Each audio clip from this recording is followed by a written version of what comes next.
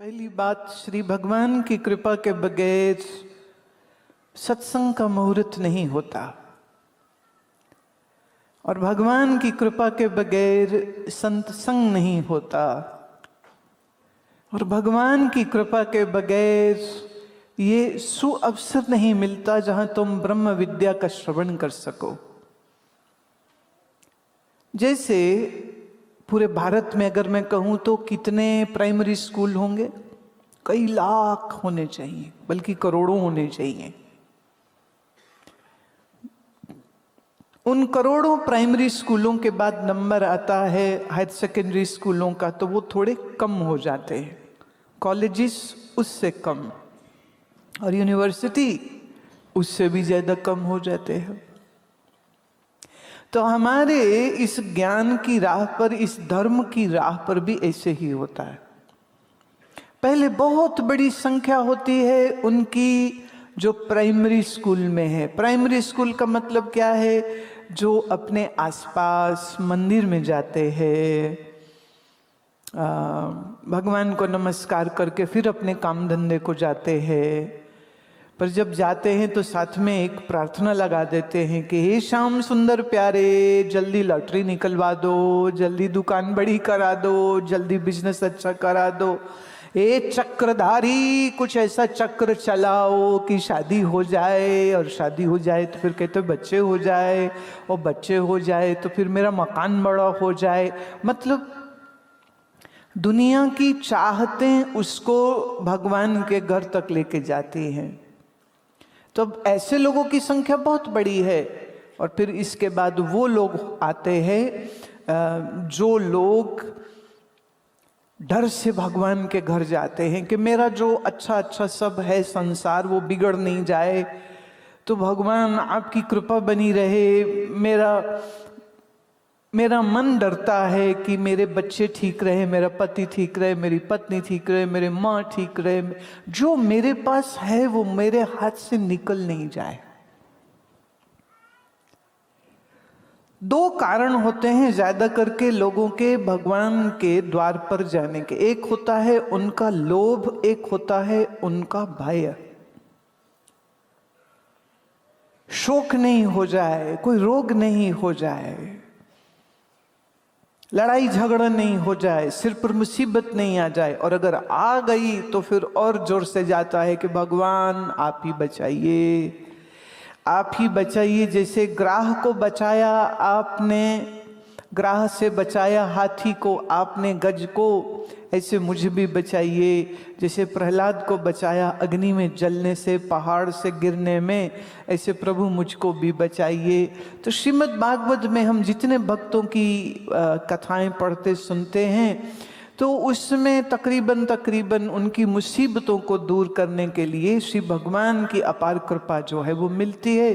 तो मनुष्य सोचता है कि जब मेरे ऊपर कुछ मुश्किल पहले तो आनी नहीं चाहिए, आ जाए तो भगवान आप ही मेरी रक्षा कर सकते हैं।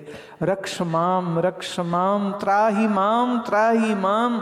पीड़ित होकर के, दुखी होके, घबरा करके अगर भगवान के दर पे नहीं जाएगा तो बोलो कहाँ जाएगा? वो तो ईश्वर के ही द्वार पर जाएगा। लेकिन इस भय या लोभ से जो मंदिर जा रहा है वो धर्म की इस विद्यालय में, वो अभी प्राइमरी स्कूल में है, अभी वो हायर सेकेंडरी में भी नहीं गया। अब हायर सेकेंडरी में कौन लोग जाते हैं?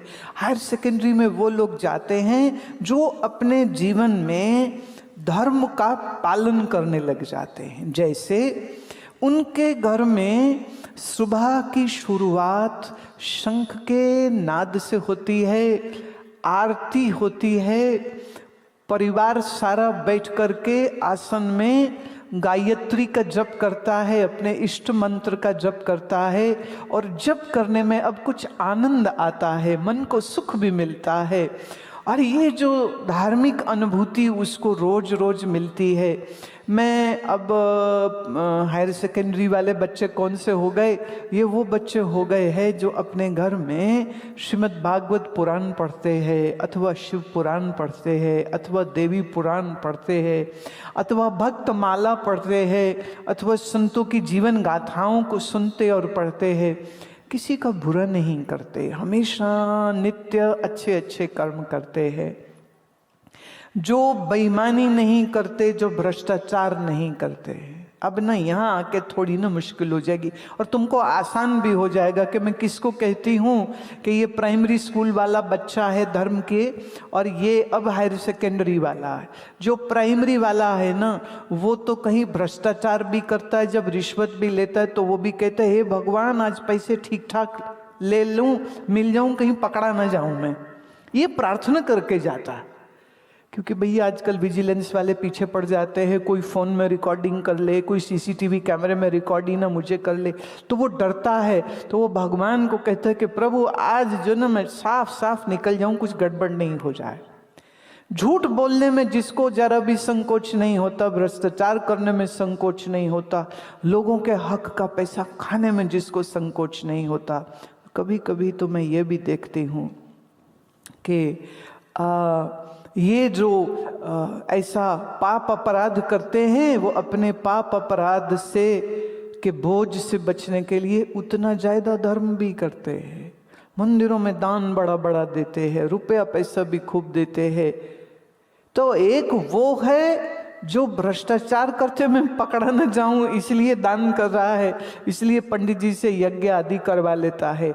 पर फिर हायर सेकेंडरी वाला कौन हो गया, धर्म की इस हायर क्लास में कौन चला गया, जिसको भ्रष्टाचार करना ही नहीं है, जिसको रिश्वत खानी ही नहीं है, जो वास्तव में धर्म का पालन करता है। वो मंदिर इसलिए नहीं जा रहा है कि उसका टेंडर पास हो जाए, वो मंदिर इसलिए जा रहा है कि वहाँ श्री भगवान का वो स्वरूप का दर्शन करता हूँ तो आंखें भी ठंडी हो जाती हैं, हृदय ठंडा हो जाता है। वो सुबह अपने घर से स्नान करके नंगे पांव मंदिर तक जाता है, ताकि जब वो अपने इष्ट का वहाँ पर स्वरूप का दर्शन करे तो उसका मन गदगद हो जाता है। इसको मैं कहती हूँ फर्क हो गया। प्राइमरी स्कूल जैसे मैंने कहा ना, करोड़ों होंगे हमारे देश में, हायर सेकेंडरी कुछ लाखों में आ जाएंगे। ऐसे ही पहले नंबर वाले धार्मिक लोगों की भीड़ बहुत बड़ी है। वो बुरा काम भी करते रहते हैं, पाप ताप भी करते रहते हैं और मंदिर भी जाते रहते हैं। और इनसे थोड़े बेहतर कौन हो जाते हैं, जो अब वास्तव में धर्म की राह पर ईमानदारी से चलने लग गए हैं, जो ईमानदारी से चलने लग गए हैं और जिनको अब भक्ति भाव का आनंद आता है, जिनको कीर्तन गाने में आनंद आता है, जिनको कीर्तन करते हैं तो नेत्रों में रोमांच, नेत्रों में अश्रु आ जाते हैं, देह में रोमांच हो जाता है और एक ऐसी शक्ति का संचार देह में हो जाता है कि इस अद्भुत अद्भुत ईश्वर की कृपा का वो आनंद अनुभव करने लग जाता है। महाराष्ट्र तो भक्तों की, संतों की भूमि है और यहाँ पर आप तो मुझसे ज़्यादा बेहतर जानते हैं, पर जब मैं पैदल पैदल चल के विठल विठल गाते हुए और वरकरी समाज के इन लोगों को नृत्य करते हुए, मंजीरे बजाते हुए, ढोल बजाते हुए, खोल बजाते हुए और चले जा रहे हैं पैदल पैदल पैदल, के धूप हो तो भी, के बारिश हो तो भी, पांडुरंगा पांडुरंगा गाते गाते, जिनका कंठ सुख तो नहीं है, जिनके अंदर प्रेम की ऐसी हिलोर आती है कि उस प्रेम की हिलोर में नाचते हैं, गाते हैं और शरीर को तो कोई ना दुख है ना तकलीफ है। क्यों? अरे पंढरपुर जाने का आनंद है, पांडुरंग का दर्शन करने का आनंद है, और वो मेरी माँ है, वो मेरा पिता है, मेरा वो सब कुछ है, मेरा वो स्वामी है, ये भाव अब जिसके हृदय में आ गया। इसके बाद फिर बारी आती है कॉलेज की। कॉलेज मतलब अब धर्म की शिक्षा और धर्म की दीक्षा अब और गहरी हो जाती है और इस धर्म की अब अगली सीढ़ी को, जिसे मैं कॉलेज लेवल की पढ़ाई कहूँगी, ये वह होती है जहाँ पर जा कर के साधक विचारवान होने लग जाता है। इस मूर्त जगत को जिसे हम देख रहे हैं, ये क्या है, हम कौन हैं, हमारा जन्म क्यों हुआ, हम मरते क्यों हैं, मरते हैं तो हमारा होता क्या है, आदि आदि इन विषयों पर विचार करता है, जो उसको मैं कहती हूँ कि अब वो धर्म की अगली सीढ़ी जो है वो चढ़ गया है।